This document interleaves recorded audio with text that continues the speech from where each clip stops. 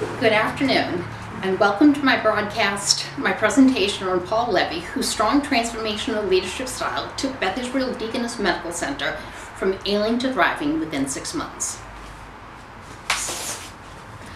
Levy demonstrates characteristics of a powerful and effective leader by embracing intellectual stimulation, individual consideration, and charisma. Let's look at the top 10 traits of great leaders as suggested by Robert P. Hughes of Camden Consulting Group. Trait number 1, be results-orientated. Levy began the job on January 7th and had Beth Israel Deaconess turned around within 6 months. There were conditions that he set out for the job. He wanted to be in place by the 1st of January to show that they had a commitment and planning organization that he would need to be able to do the turnaround. He knew that he could. He also wanted to be on board before the Hunter report was released. He did not want to blame the Hunter report at a later point. He wanted to be prepared to take the results and take the recommendations of the Hunter report and make his decisions based on that. One of the other things that he wanted a reduction in the board of directors from 44, an inflated number, down to 16 to 18 people. And he specifically asked for the board of directors to get out of the day-to-day operations of the hospital. What Levy wanted was a sense of direction. He wanted people to go to him directly, not to go around him. And in the same token, if there was something that needed to be sent back to the chiefs, he would go to the chiefs directly. He tried to increase the level of communication from the start. That's why he's results-orientated. One of the things that he wanted to do was keep Beth Israel Deaconess a non-profit center. There was some discussion about their parent company Care Group selling Beth Israel Deaconess to a for-profit hospital, and this was partly encouraged by the Attorney General. He wanted to keep the beds in the area, and it was a suggestion. The hospital was told not to count on the Harvard affiliation. The teaching hospital would not have the Harvard affiliation if they went to a for-profit hospital. So that's a consideration. Within 6 months, he produced gains instead of losses. He was cash flow positive and held on to the personnel losses. Number 2, be customer focused. Beth Israel Deaconess is known for exceptional nursing care. It always has been. And one of the things that was recommended was the laying off of 500 to 700 people, and 150 of them were nurses. He was questioned by Boston Globe, was he planning on following through with that 150 layoff of nurses? And on the spot he says no.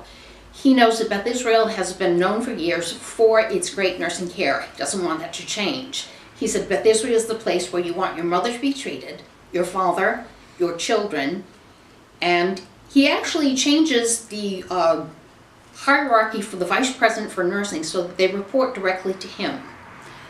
Number 3, have a vision. One of the criticisms of Nancy Kane at Harvard School of Public Health was that Beth Israel Hospital lacked common vision and a set of concerns. Levy figures out shared core values. Number 1, he has a vision and a dream, and he knows it needs teamwork. The physicians and the researchers at Beth Israel Hospital are top-notch, and they're committed to what they do.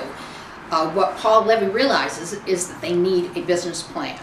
Levy considers the job of the CEO to find, establish fundamental values, and secondly, to build that business plan. Number 4, be strategically focused. Levy owns the motto, think strategically, act opportunistically.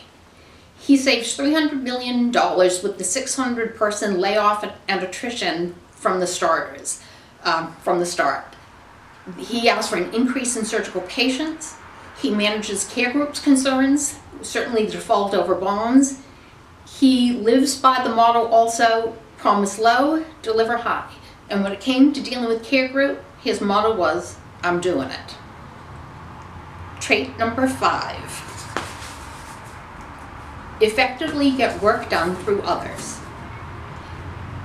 What Levy does from the start is develop a solid working relationship with the CFO. There's difficulty with the chief operating officer, and we'll talk about that in a later segment, but Levy hires Mason Edwards from the Children's Hospital, renowned, a lot of experience between his training at Mass General and his preparation at Harvard University's medical school, Harvard University undergrad. And he persuades Mason Edwards to take the job. It's a lot of work. Mason Edwards is a little unsure that he wants to do it, but Paul Levy knows he's found the man for the job, and he persuades him.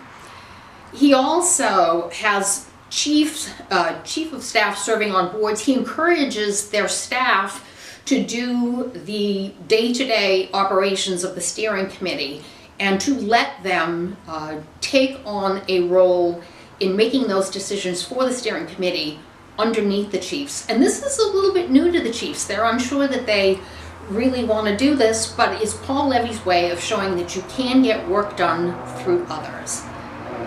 Number 6, be good at dealing with conflict. Initially, there's pressure to fire this chief operating officer. Levy decides he doesn't want to fire her right away. He finds that he needs a little bit of time to get to know them. There is pressure on to fire her.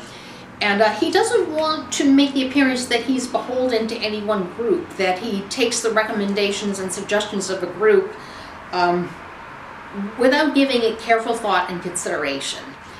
Also, there's difficulty and there's conflict with the chiefs not serving on the steering committees. They attempt to go around him at one point, and he states to them he's angry. If you were trying to make me angry, you have. He doesn't get angry often. He calls people on negative behavior in a way that's not demeaning. He refers to the chief operating officer as passive-aggressive, and he does resort to firing her on May 2nd. He finds her to be controlling with people. She controls information. She doesn't respond to emails. She never responded to her performance review. And there was a problem with the ambulatory review, space allocation, space planning committee. For one thing, the chief operating officer never made Paul privy to it, so he had no idea that there was a space planning committee that even existed. Ultimately, he fired her. He said she never gets anything done. Everything is always tabled. Everything is always put off for further review. Paul doesn't like the idea that she simply can't get things done, and he fires her. So he's good at dealing with conflict, and he's also very kindly toward her during the firing. She doesn't take him up on his overtures, but that's how it worked out. Trait number 7, ask great questions. For one thing, Paul put the Hunter report on the internet website and asked for input. He asked personnel to sign on, and this is very important to him. He wants personnel to feel that they're part of the planning process and that they have full access to what is going on. When it comes to filling positions, he asks a lot of questions, and he asks that people hiring in those positions ask a lot of questions. Is it necessary to fill that position? Does it really need to be filled? Or is it something that can be put off? He holds down on the number of people coming on board by asking great questions. He asks questions to the staff doctors. Can they see more patients? Can they increase the volume served? And right out of the starting gate, he meets with the phlebotomy department. He meets with the people who draw blood. He asks questions. And secondly, he met with psychiatry on his first day. One of the Hunter recommendations was to close the Department of Psychiatry, close the psychiatric unit.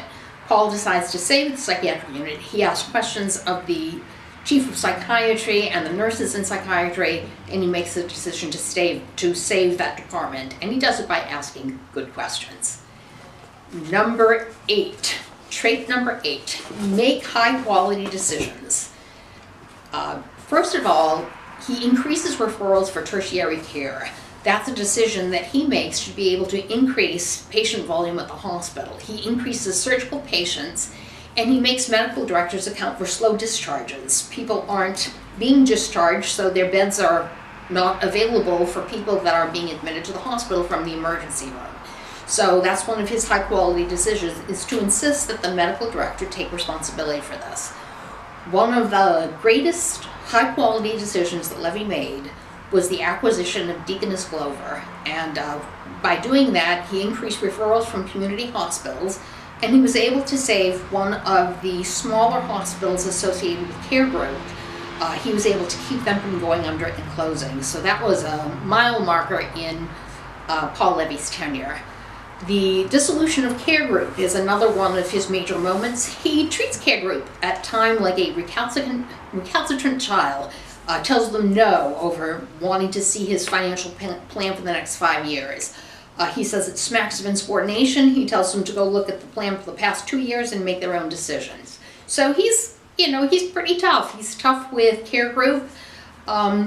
He's very, very pointed in his decisions. He makes a lot of high-quality decisions, and that's what comes down to saving Beth Israel. Number 9, be a trusted leader. Paul refers to this role that he has at times paternal. Takes fatherly skills. He encourages. He's quick to point out attributes. He supports the staff, specifically through the layoffs. He knows it's difficult. He emails them, he lets them know how hard it is, he knows it's hard for them and what they're going through, and he's very much develops a role as a trusted leader. He says at times, like a father, it requires discipline, but that he lets them know someone is there and that there is someone who cares about them. Lastly, he sees to it that the hospital knows somebody is in charge.